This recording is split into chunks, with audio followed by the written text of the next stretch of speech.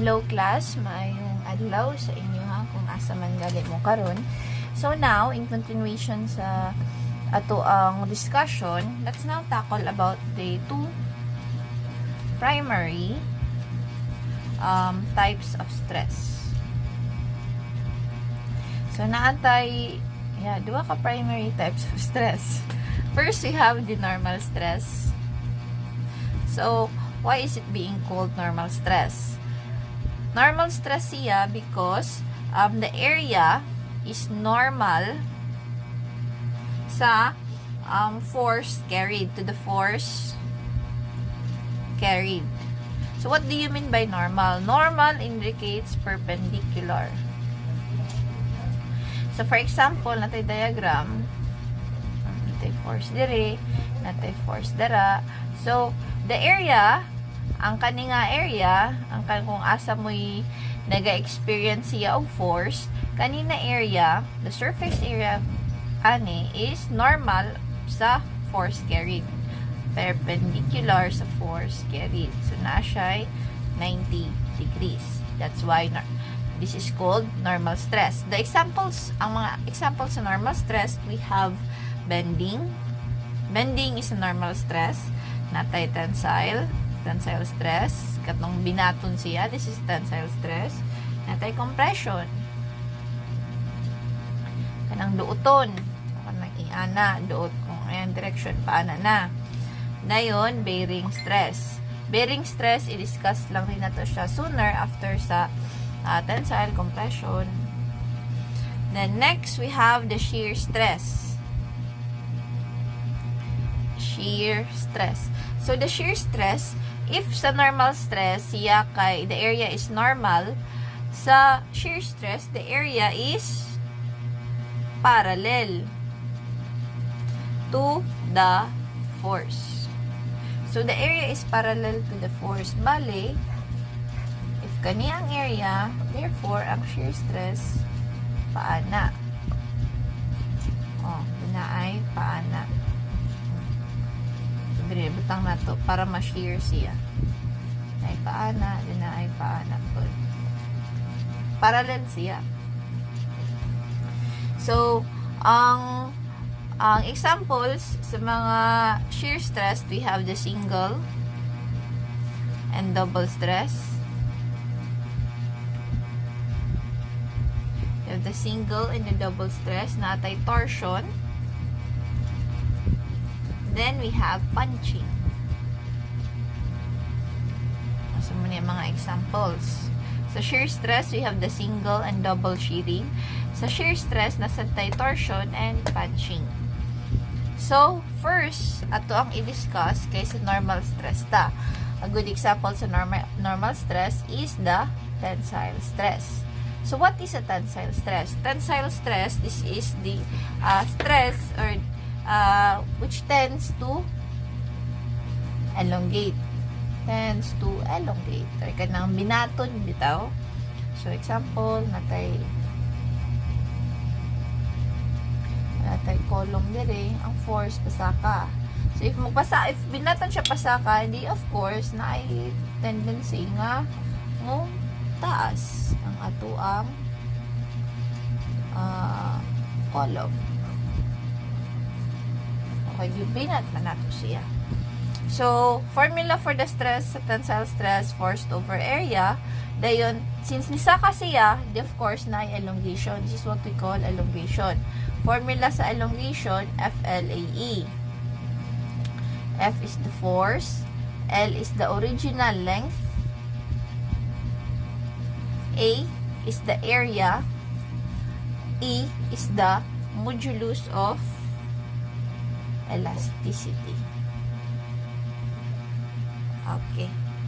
So now let's proceed to sample problem. We have a steel tie rod on a bridge which must be made to withstand a pull of 5,000 pounds. Find the diameter of the rod assuming a factor of safety of 5 and ultimate stress of 64,000 pounds per inch squared. So, before solving, isulat sa nato ang iyahang mga given. What we are looking for is the diameter. We have factor of safety, which is indicated as the word N, ay letter N, which is 5. Then, F, ang iyahong force, okay, to withstand a pull. So, it's a force of 5,000 pounds. So, to withstand a pull, bira siya. So, tensile, kay pull. Then, we have an ultimate stress of 64,000 pounds per inches squared. So, what is ultimate stress? Ultimate stress, this is actually the actual stress. SU, this is the actual stress, which means na if ang ato ang load mo go beyond sa actual stress niya, automatically masira yun siya. Ano yung pinaka-peak sa iyahong stress value, ang ultimate stress. Ang commonly na itong ginagamit na katong letter S lang, this is the allowable stress, which is what we call as a design stress. Sa design stress, engineers do use design stress sa mga calculations instead of using ultimate stress to have tolerance. Kay, for example, no, a good analogy here is, if, for example, we're going to buy a food nga, say, Skyflakes, nimbay ka og Skyflakes, dayon, nakalagay dito nga, ang yung expiration date, let's say, August 2026. So, we know that August 2026 is not necessarily ma-expire dito siya pagka August 1. It would take a month or two, isa good siya ma-expire. Kaya probably, na yung mga chances na along the way, along the packaging, na ay mahitabo, let's say, nabutas ba, then exposure to moisture, manginga na ganing butang. So, na siya tolerance. So, the same as well, sa what engineers do, they do not use the actual stress. They know what's the actual stress, but dili na nila gamiton when designing, they use the allowable stress. Just to make sure nga, magkakinaon sa man galing, dili siya masira. So, ato ang gamiton din is not the actual stress, is not the ultimate stress, but the design stress. So, if ang problem, no, wala siya gipangutan na what is, find the ultimate stress or use the ultimate stress, dili gamiton ng ultimate stress unless being asked to, unless gi-mention yun just specifically. So most of the time ato ang gamiton is the allowable stress. So the formula to get the allowable stress, S is equal to SU over N, which is 64,000 pounds per inches squared divided by 5. And since ang bulong na to is the diameter is, stress is also force over area. So, 64,000 over 5 PSI is equal sa force nga 5,000 pounds over area nga pi d squared over 4. So, pwede na nato mapagawa si D. So, si pila si D. D is, okay, so D is 0.705236 inch, or D is equal to 0.71 inch. Okay, now let's go sa sample problem number 2. So again, by the way, ngano D, ngano pi d squared over 4, ngano circle, ngano dili,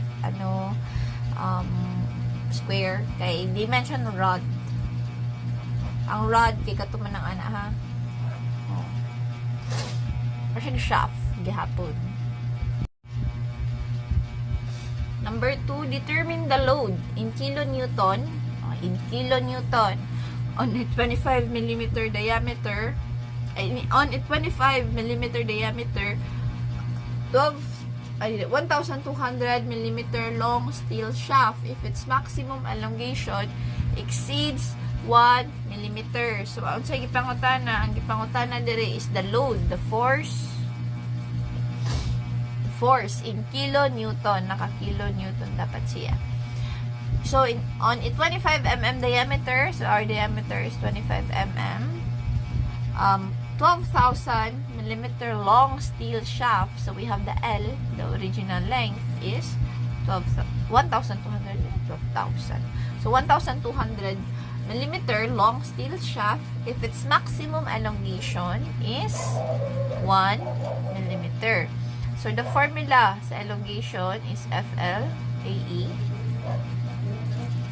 So, we have 1 mm is equal to force, may pangita, length, we have 1,200 mm. We have the area, kaya naman tayo diameter, pi 25 mm squared over 4 times E. So, we cannot use shift solve ani, or we cannot answer to get F, kay dalawa ang missing, dapat isa lang. So, asa man ta mangkuha og modulus of elasticity. So, since gimension sa problem that it's a long steel shaft, and we know that the E sa steel is 30 times 10 to the power of 6 psi. So, again, if i-mention nga steel siya, but wala siya given na E, we assume na ang iyahong steel shaft is 30 times 10 to the power of 6 psi in English. So, dili man na ito pwede malagay diretso, diri, si 30 times 10 to the power of 6, kay naka PSI, naka English unit. Tapos kani, naka metric. So, mangitatag paagi from English to metric. So, since ginagamit na itong PSI, we know that 1 ATM is 101,325 Pascal. So, unsa man yung ATM? ATM is atmospheric pressure. And 101,325, if MPA na to, 0.101325 MPA, which is also equal to 14.7 PSI. So, pwede na ito ma-convert ang PSI to MPA. Ma'am, nganong i-MPA? Ma'am, ngano dili pwede i-diretso Pascal? Pwede man na ito siya madiretso ni Pascal. Pero, we want it to be directly MM. Kaya nga naman, 1 MPA is equal to MPA is equal to 1 mega Newton per millimeter squared. Dayon, at the same time, equal po siya sa 1 Newton per millimeter squared. So, si 1 MPA equal siya ni 1 mega Newton per millimeter squared. Kasi of course, CPA is Newton per meter squared man siya. Dayon, if you want it nga ma-mm, pwede po siya nga is equal to 1 Newton per mm squared. So, we want nga ma-MPA siya para madiretso siya nga ma-Newton per millimeter squared. If you want to ask, ma'am, ano na mm? Anong nawala na tong m dire? Try to solve this one sa inyo ha, to prove if tama ba nga sa statement. Sige. So, asan ako? Nawala na ko. I-conversion pa di ay. So, 30 times 10 to the power of 6 psi is equal to 14.7 psi times 0.101325 MPA. Pila ba na? 30 times 10 to the power of 6 times 0.10135 MPA over 14.7. We get 206,785.7143. Pwede na siya, since naka-MPA na pwede na siya madiretso Newton per millimeter square. Sige. So, asan ako? So, sa 206,785.7143, muna na itong ipansak ni E. Dire. So, 1 mm is equal to F times 1,200 mm over pi times 25 mm squared over 4 times 206,785.7143 Newton per mm squared. Therefore, ang makuha na ito nga force kay pila man.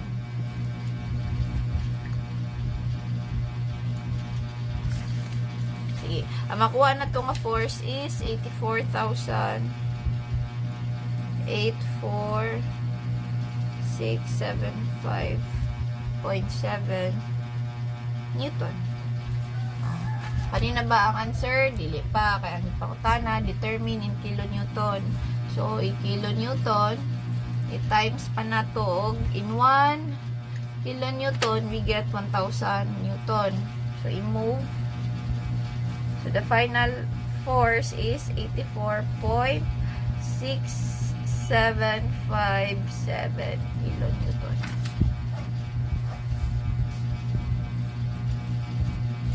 Okay, so this is the final answer. Sige, so this is just in addition to prove that 1 MPa is 1 Newton per mm squared. How? So, 1 Pascal is 1 Newton per meter squared. Kabalo na taan eh. So, 1 MPa kay 1 million pascals, which is equal to 1 million Newton per meter squared. So, we want meter squared to become na millimeter. Times 1 meter squared in 1 meter, pila man ka pila ka millimeter. In 1 meter na ay 1,000 mm. Na squared man ni 1,000 mm squared. Squared ni kayo, squared man sa taas.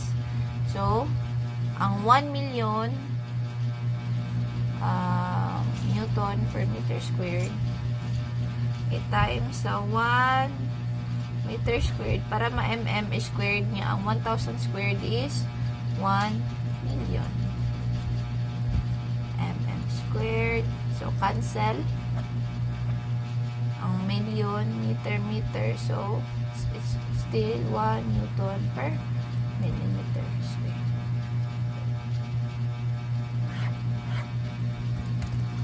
So, that's it. Thank you and see you in class.